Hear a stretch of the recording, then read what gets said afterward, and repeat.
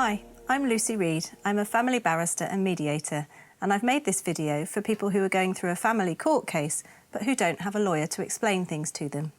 The video is mainly prepared for parents involved in disputes about their children, but should also be helpful if you're involved in another kind of family court case, for example, about your finances after separation. As a family barrister, I'm in court most days dealing with this kind of case. And I know that coming to court, particularly when you don't have a lawyer, and particularly for the first time, can be a very stressful and confusing experience. I remember the nerves I had when I first started as a lawyer and had to speak in court, and I have first-hand experience of the stress involved in representing myself. I meet litigants in person every day who are finding things very stressful, and I'd like to help make it a bit easier. Of course, this video isn't legal advice, but I hope it will be helpful.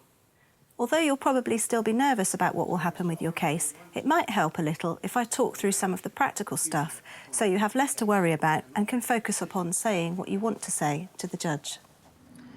This is the second of 3 videos that I've made, and so it might make more sense if you've already watched the first video.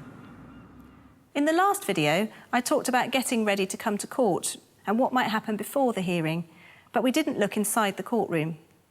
In this video, I'm going to focus on what might happen at the first court hearing, and I'm going to show you what the courtroom might look like. The courtrooms here in Bristol won't be exactly like the courts in other areas, but it should give you a rough idea, so let's take a look. And before we go, don't forget to turn off your phone.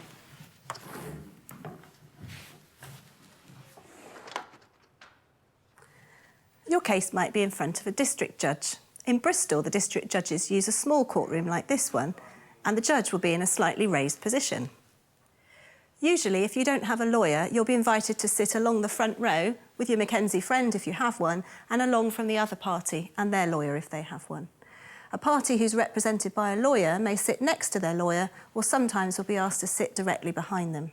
And as you can see, in the family court, neither the judge nor the lawyers wear wigs or gowns. Every court will have a witness box. In modern courts, this is usually a small table like this one, rather than an enclosed box. Sometimes the judge will have a court clerk in court with him.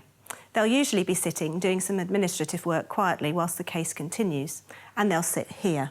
If your case is about children, and this is the first hearing, you may find that there is a CAFCASS officer in court with you, and this person might have had a brief chat with you when you first arrived at court. They may try to help both of you to find an agreed way forwards before the hearing, or the judge may send you out to have a chat with them. Usually they'll see both of you separately. CAFCASS stands for Children and Families Court Advisory and Support Service.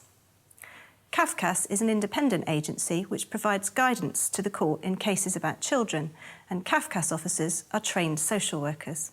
Each court has a slightly different scheme, but it usually involves some contact from CAFCASS before the first hearing by telephone and at the first hearing. Shortly before or at the first hearing, the CAFCASS officer may give you a copy of a letter telling you what the results of their safeguarding inquiries have been and what they think should happen next. Not all courts are laid out the same as the ones that I'm showing you. In many courts, district judges will hear cases in chambers, which just means their office, and there'll be a horseshoe arrangement of tables which everyone will sit round, with the judge at his own desk at the top. It might look something like this. Your case might be heard by 2 or 3 family magistrates rather than by a judge. A family magistrate is a volunteer from the local community who makes decisions on family cases with the assistance of a legal advisor. Although family magistrates aren't legally qualified, they're usually quite experienced in dealing with family cases. They'll often sit in a courtroom like this one, with the legal advisor sitting in front of them. Sometimes cases are heard in larger courtrooms than the ones I've shown you, but the procedure and the process will be very similar, even if the design isn't so modern. People often worry about what to call district judges or magistrates. In fact, magistrates are just referred to as Sir or Madam, although people often say, Your Worships, this isn't strictly necessary. And district judges are also referred to as Sir or Madam. Your judge will probably be a district judge. If, though, your judge is a circuit judge, you should call them Your Honour. The court list outside court will probably say what sort of judge is hearing your case, and if it is a circuit judge, it will say His or Her Honour on that list. Ask the court staff or even the judge if you're not sure about this, but try not to worry too much about it. As long as you don't call anyone a rude name, nobody will be terribly offended. People also worry about what to wear to court. Again, try not to get too worried about this. We aren't allowed to film at court on a weekday, which is why this waiting area is so empty. But if we could, you would see a real variety of clothing. Wear something you feel comfortable in and that's not going to be a distraction either to you or to anyone else. If dressing smart makes you feel confident, then dress smart. Most judges will simply expect you to take your hat off in court and won't be at all bothered if you're not wearing a suit. Eating in court isn't permitted, and chewing gum or crunching polos probably won't go down too well. Bringing hot or fizzy drinks into court is also not permitted, but there will be water in the courtroom. If you have a medical condition that means you need to pause for a snack or to use the bathroom frequently, let the judge know. Or if it's something that's a bit embarrassing, pass a message through the court staff. If there are other practical issues arising from a disability, do let the court know so that adjustments can be made. For example, if you have a hearing impairment, you may need to ask the court to switch on the hearing loop, or you may just need to position yourself in a particular location in the courtroom so that you can hear properly. You'll usually be expected to stand when the judge comes into the room and when he goes out, although he may be already sat down when you come into the courtroom.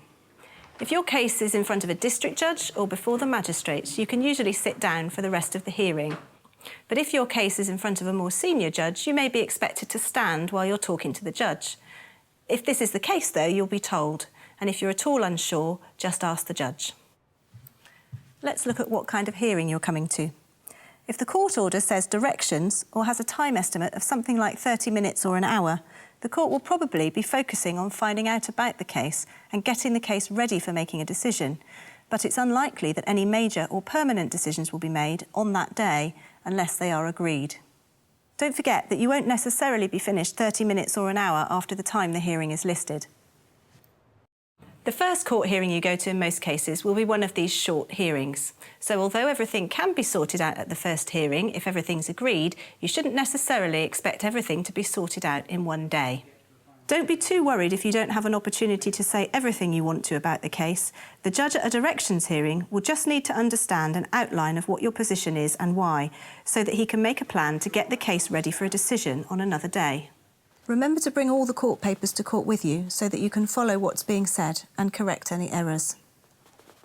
In the first video, I talked about how it can sometimes be helpful to speak to the lawyer for the other side before you go into court, even if all you achieve is to establish that you really don't agree about anything. You'll probably come away from a discussion with the lawyer with a better idea of what they're likely to say in court and a clearer idea of the things you need to think about and to focus on when you're speaking to the judge. You can also make sure that they have all your documents and that you have all of theirs, which should avoid surprises or delays.